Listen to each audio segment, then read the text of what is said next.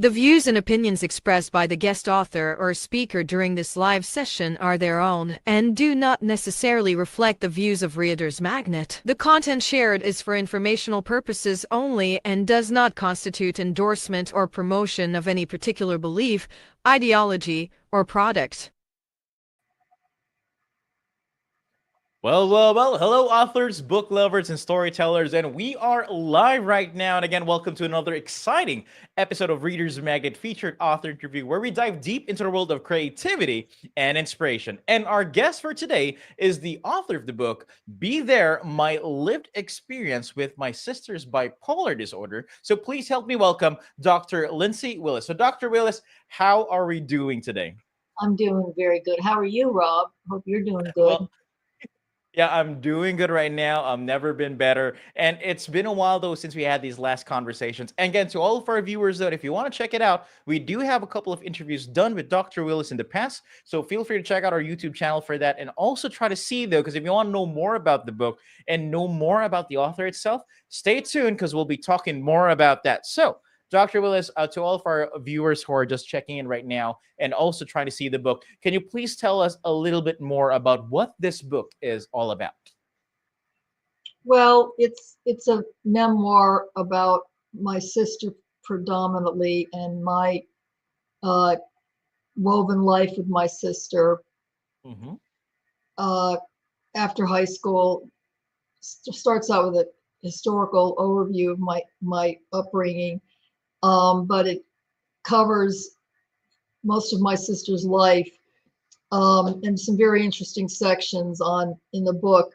For example, events that I think could have triggered the illness, even though we strongly believe it was genetically based, all the way up until the last part of her life. So it's pretty intense, but it's broken out by different chapters. You can actually read the chapters separately. Yeah, and I do love that Dr. Willis talking more about it. And yeah, could you please continue on what further details about the book as well that you'd like to share with the viewers? Well, I think for those people who are suffering with bipolar disorder, they're going to learn more about characteristics of another person who has the same illness, and what some of the behaviors are, and how they themselves, as well as their family members, can cope with the illness. And it's just one person posted something online somewhere I found, and they were the first person that was bipolar that read the book. I don't remember where it was posted, but they said they really, really liked the book. They were suffering from bipolar disorder, and they realized how difficult they made their parents' life, and they learned a lot from the book, and they are going to have their parents read the book. So I think everybody can learn from this book, whether they're mentally ill or not. They can learn a lot about life and coping with serious mental health issues.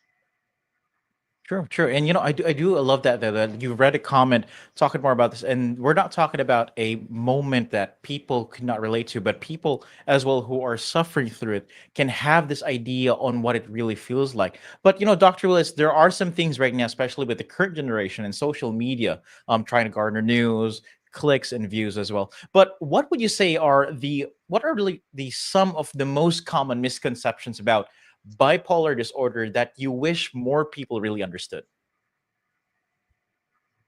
Well, I would say most people don't really know what it is. They've heard of it.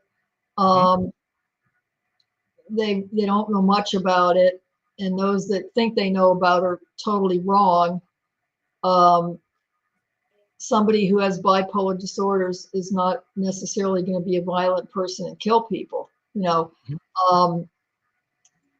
That it's just going to go away.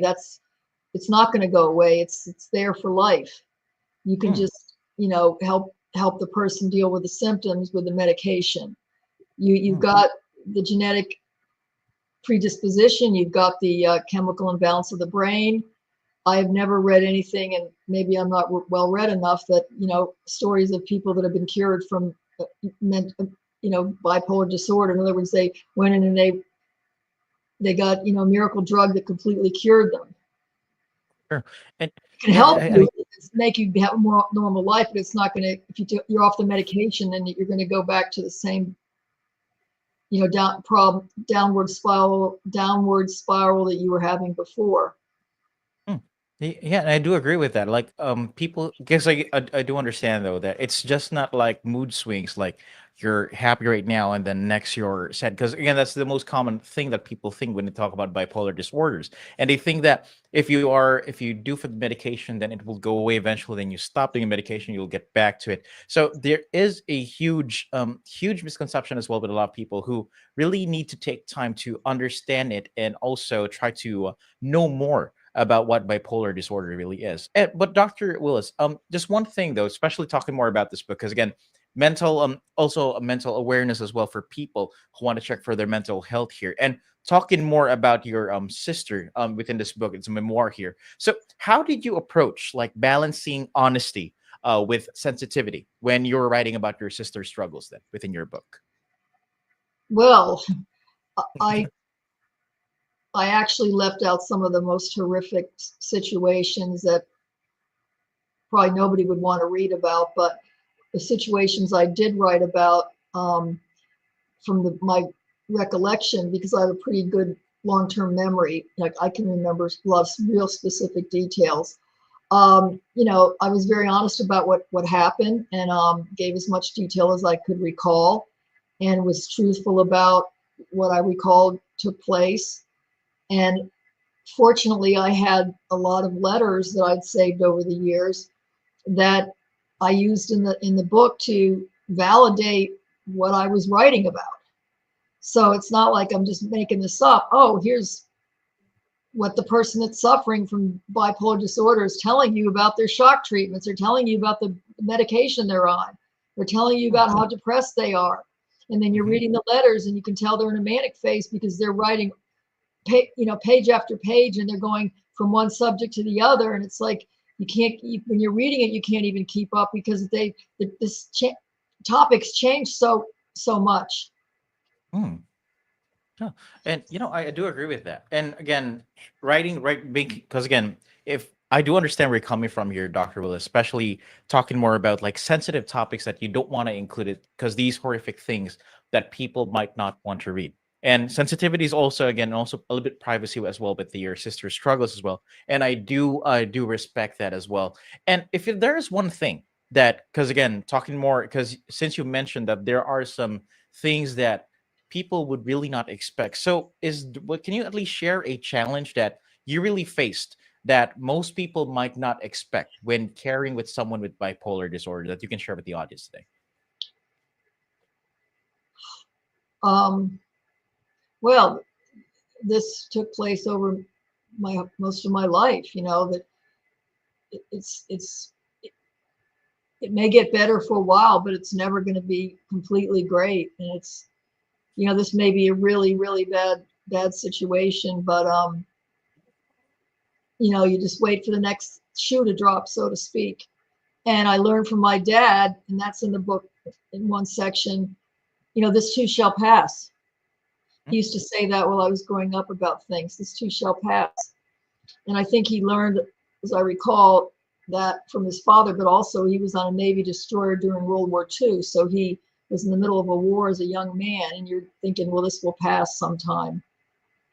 Could you ask the question again? Because I hope I answered it correctly.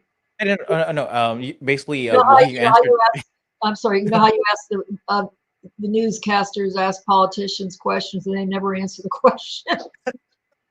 Or they Hey, don't say yes or no. They just don't answer the question.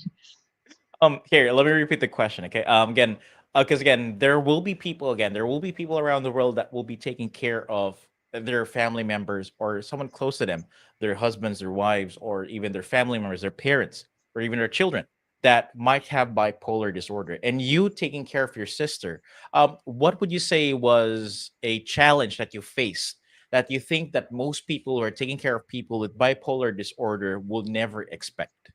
Like out of like, hey, this is not something I should. This is not something that pops up from the day-to-day things. Like, what's something that you think would really be like a huge thing that I wouldn't be expecting while taking care of their family member who has a disorder? Well, if the person has never shoplifted before and they all of a sudden shoplift, that's shocking. Although Oh. we dealt with that with my sister in high school, so when that happened, it wasn't shocking. But what was really shocking was that she, hit a police officer. That you could never expect that would ever happen. Also, that my sister was not raised to be a biased, bigoted person. Um, we were raised, to accept everybody. We learned about all the great religions of the world. And Mm-hmm. it was just shocking to me over the years that some of the disparaging remarks she would make about some of the staff working at the hospitals. I didn't expect those things to come out of her mouth. But you see, when the bipolar person is manic or depressed, they can say some really, really nasty, vile things. So another thing is you may be shocked the first time the person just says some really horrible, terrible things to you that you're just like, I can't believe that person actually said that. Oh. But over the years, you get used to it because it's like, okay, they're in one of their phases now. Mm. And that's a new thing though. I haven't thought that it would be that way. Like, again, it's just not it's not just like a tangent or a phase though. It's not like something that it's their personality that shows up, but showing that people who might not do things that you'll never expect, like a good person might turn out to do something horrible, or might do something that you would never expect them. And that is, and it's really the main reason is having this bipolar disorder really changes how they view things. Correct me if I'm wrong here, Dr. Willis, but am I understanding this correctly? Like, people that you expect who were at first before they were diagnosed eventually has these traits and personalities that pop up eventually that you would not expect. Like, they would do something that's really not within their personality. Am I correctly understanding this, Oh Dr. yeah, Willis? there were things that she did that she didn't do before she was diagnosed. I Hmm. mean, I described a lot of things that she did that were like really bizarre, like, you know, going up to people you don't even know and saying things that are just totally Mm. bizarre to somebody you don't even know. Mm-hmm. And you don't even, you just don't go up to somebody and say that. Uh, uh, Yeah. what else? But hey, it's okay, Dr. Willis. 'Cause I do know that there are some accounts within the book as well, and these accounts are written within your book, correct? Oh yeah, a lot of them. A lot Uh, of these accounts. Mhm. And if I would just be asking you, Dr. Willis, did you also include any resources or even reflections or guidance within the book, so at least you can help readers who might be in a similar situation as you are, or within the book as well? yes, Mhm. starting at the back of the book, I provide a list of books that people might want to read. They don't have to do a search. Uh, there's actually a bibliography. There's also a suggested reading list there at the very back of the book. It's several pages, probably 6, 7 pages long. Um, they can learn about, the 4 C's of coping. You didn't cause it. You can't um, control it. You have to. You can't cure it, and you need to cope with it. So I provide a lot of examples of what I'm talking about with those 4 C's, and then I have a chapter in there about the stages of healing and some other coping strategies, what I went throughout the course of my life with her, and how I was able to heal as time went on, and then writing the book helped me heal, and then another chapter on more coping strategies. So anybody can relate to this. It's dealing with a mentally ill person and can learn, oh my God, I had no idea that you could do that. And that was an option. Oh, I never thought about that. And, wow, that's a great way to deal with it. And it was all coming from my head. The thing that was, while I was writing this book, I started writing it over 40 years ago, but then I put it down and I picked it up again and edited it and added more to it. What surprised me was how so much of it came out of my mind. It was in my back of my mind that it just started pouring out, and I couldn't get the words on paper fast enough. I sat behind the computer and would type, you know, and when I was getting to finish it, the last year of my sister's life, I spent every day I worked on it a little bit. And that's how it's just like writing a dissertation. If you don't work on it every day, you're not going to get it done. It's like when you're training for a marathon. If you don't put in a few miles every day, you're not going to build up enough stamina to do the marathon. Same thing with a book. So you just have to beat on it every day. My husband used to say, you got to beat it into submission. We used to have a thing in my office that said, he put it up on the wall, it said, it was a Dilbert cartoon, and it said, the beatings will continue until morale improves. Love that. Yeah. Oh, and by the way, my office, if anybody who's looking in my office and saying, oh my God, that woman's office is so cluttered. Well, the back of you'll see those shelves. My husband built all those, and he built the shelves above. And then when my dear husband passed away last June, a year ago, June 24th. So it's been a few days past a year, but we were obsessive exercisers. Well, I decided to put the stationary bike in my office because this is a great way to be creative. I said, well, it's in my office. I can look out the window and I can just pedal. And of course, the cats get to lay there if they want. And while you're pedaling and your creative juices are going, and you're thinking and while you're thinking, you're exercising. So it's great. So your office is cluttered. No, I don't care. It's in there. It's a fairly big office, and I can just, okay, it's now time to get away from my desk and get on the bicycle. Love that. And again, I really do love your how do you do your creative process again. And you know what? If you're going to be asking me, if you're cluttered, if you would even check my desk in my office, it's much more cluttered than that. Because here's the thing with me though, as well. Just want to share my 2 cents here as well, and coming from your Dr. Willis as well. It's more of like the more cluttered it is, the more freely I can think, and I'm not sure why that works out for me, but it helps me think much more better because it's me thinking about organizing and procrastinating. I have this thing about want to procrastinate about fixing it, so I try to think of different things. If you have the bike that lets your creative juices flowing in, what happens to me is I try to procrastinate just to make sure I can have these creative ideas coming into it. But again, you know what? I gotta say though, whatever that is right now, and to all of our viewers and book lovers, if you want to know what the book is and if you want to check it out, I would highly suggest, and I'll keep on saying this over and over again, there's nothing wrong to get some resources. We'll try to get the book, grab a copy, try to see what you can do. Because if ever you're going through a similar situation about about what Dr. Willis has been through, grab it, get that book again. Maybe you can read in the morning, just when you're grabbing your coffee or having breakfast. Try to get it out. And if you want some references, everything is in there. All you need to do is just click on the link down below. We'll be adding in the comment section where you can purchase a copy of the book, which is going to be available through Amazon and Barnes & Noble. So, you know what, Dr. Willis, yes, please continue. You're saying. I just wanted to catch the thought what you were thinking. Also, the audio book is finished. It finished up. Actually, I was notified by the company, actually a company in Great Britain that is doing my audio book, that the book was finished for me to listen to, and that happened to be on the anniversary of my husband's 1-year death. It's like, this is interesting.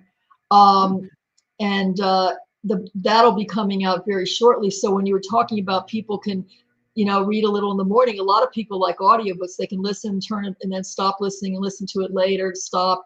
And also what will be in the audiobook will be, and also for people that already have the book but they can't read the letters because the print is small, I am reading all of my sister's letters that are in the book. So I'm reading the letters that she wrote me. So in the audio book, you'll hear a different voice. That's me reading the letter my sister wrote me. And my sister and I had similar voices. So that'll be interesting because that'll add more life to the audiobook. Because, okay, here's the narrator. By the way, it's not going to be an artificial intelligence. It's going to be a person. person. That's good. And then That's a you'll good hear one. my voice because she said, and this is a letter from my sister about this, and then the letter will be read. Mm. And when will people be expecting this for it to Well, be I available, Doctor? hope some early August, as soon as once they get it back and they compile the whole book, then they'll get it out there on Amazon. Love But that. it's Okay. done. I'm very excited about it because for those who are so many people are audio learners. Mm. Love that. Love that. Love that. Okay. So again, let me add it on. Okay. So stay tuned. Click on the link. Follow that Amazon page. So again, if ever you want to grab a copy of the audiobook, because again, if you're an on-the-go person and if you want to read and catch up with this book, an audiobook is your way to go option for you to at least, again, you can always pause it and continue it later on. And if you're a busy person who has to go and drive to work and you don't have the time to pick up a book or read a physical copy, an audiobook is one way for you to go. So again, hopefully early August, the audiobook will be available. And if ever you also want to grab a physical copy, hey, links will be down in the comment section below. Feel free to grab it. And you know what, Dr. Willis, I want to say this. Thank you very much for joining us today. I really appreciate it. And it's always a bliss about learning something new from you every time we do these interviews. Thank you very much for joining us today, Dr. Thank you Willis. so much. Have a great rest of your day. Bye-bye. You too. Again and again. So again, to all of our viewers, thank you very much for tuning in. And always remember that every ending is just a new beginning in the world of stories. May your reading adventures be endless and your imagination boundless. And as we say here at Readers Magnet, we share your stories with the world. Thank you and have a good one. Bye bye. Bye.